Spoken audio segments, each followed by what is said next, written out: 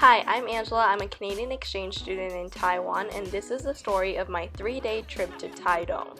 This is the fourth and last part of my vacation vlog series where I stayed in Kenting, Orchid Island, and Green Island. This vlog picks up right after my last one in Green Island, where my friend and I were catching the 45-minute ferry ride to Taitung. As soon as we arrived at the Fugong Fishery Harbor, we took a taxi to our hostel, which we had originally booked for one night. However, while I was researching things to do in the area, I realized one night wasn't going to be enough, so I decided to stay for another night in Taitung since I was in no rush to go back to Taipei. After the 15-minute taxi ride, we arrived and checked into K2 Hostel, which was one of the more luxurious capsule-style hostels I've stayed at. The pods are super spacious, and you even get 2 giant pillows and a thick comforter. I would highly recommend this hostel if you're looking for a quiet, comfortable, and relaxing place to stay, and it's only a 10-minute walk to Taitung Station. At Taitung Station, we booked our train tickets back to Taipei, and even though it was 2 days earlier, a lot of the trains were already fully booked, so my friend decided to stay an extra night in Taitung with me.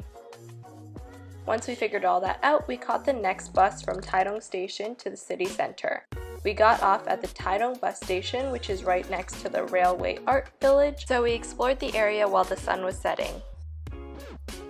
Next to the old railway platform, we explored a bunch of little art shops in shipping containers.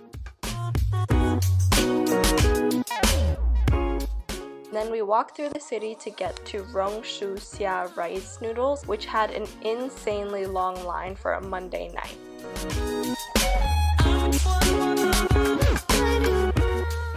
After the long wait, we finally ate the delicious noodles in the packed restaurant, and then we picked up a bubble tea down the road before heading back to the Railway Art Village where all the lanterns were beautifully lit up.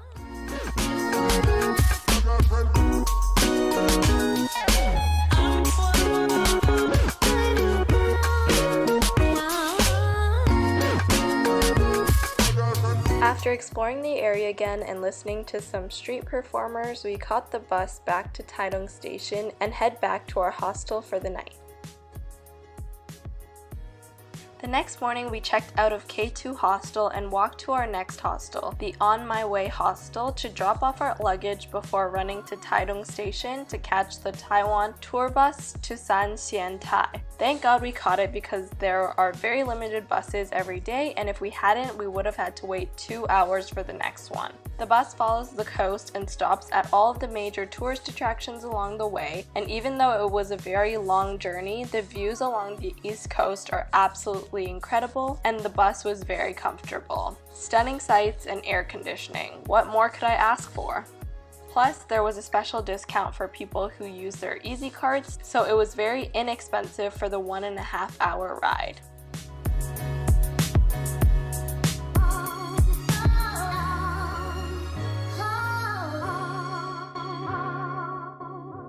After we finally got off the bus, we walked towards the beautiful Sanxiantai Arch Bridge. In the past, Sanxiantai was only accessible during low tide. To resolve this problem, the 400-meter-long bridge was built to connect the island to Taiwan in 1987.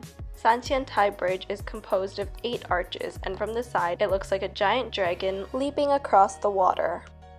Once we finally crossed all 8 arches, we got to the island and followed the trail to explore around.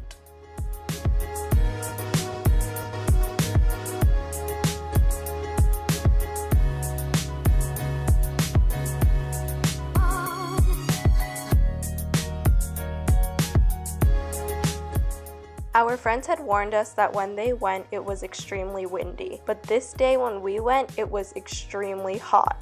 Even though the stairs to get across the 8 arches aren't steep or difficult to climb, the humidity made it incredibly difficult to breathe, and let's just say we were sweating buckets. So once we got back across the bridge to the other side, we immediately went into the stores to cool down, and no lie, I drank 3 watermelon juices. Then we caught the next bus back towards Taitung, and we stopped at Fugong Harbor to eat some seafood, which I forgot to record.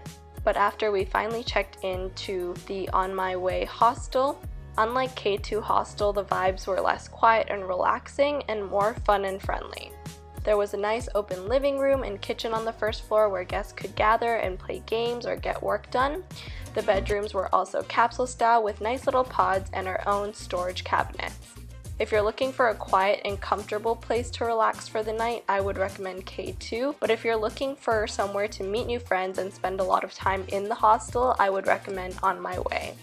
Later, after settling in and taking a shower, we head back into the city to try another famous restaurant, Blue Dragonfly Fried Chicken, which when we arrived had a crazy long line all the way out the door, so I grabbed a fruit tea from Yifeng and jumped in line.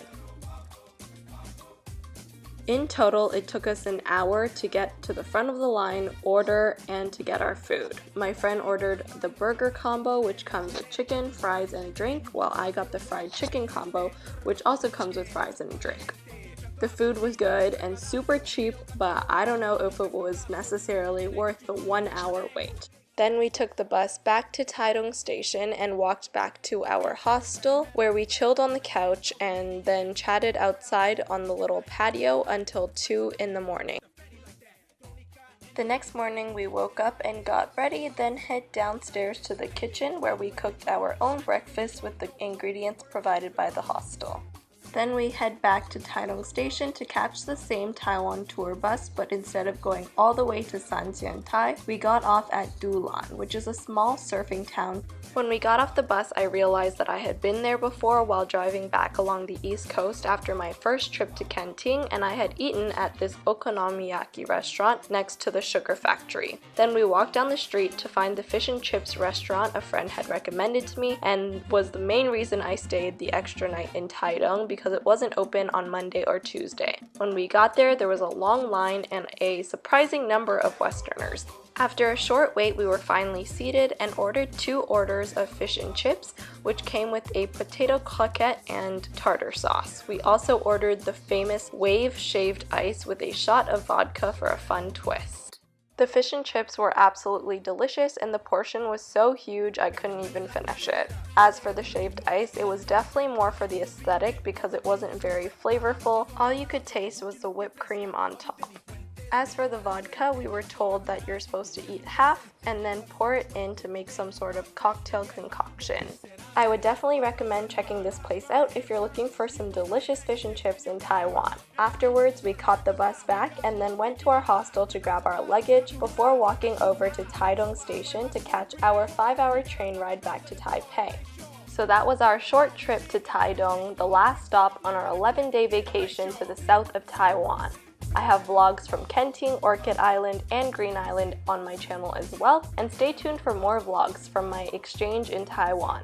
Thanks for watching!